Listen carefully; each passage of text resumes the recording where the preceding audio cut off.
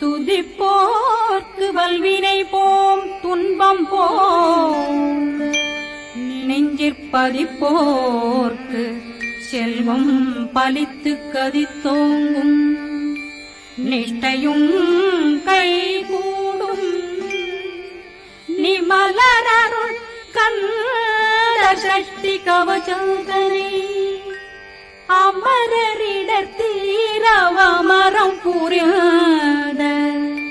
குமரனடி நெஞ்சே குறி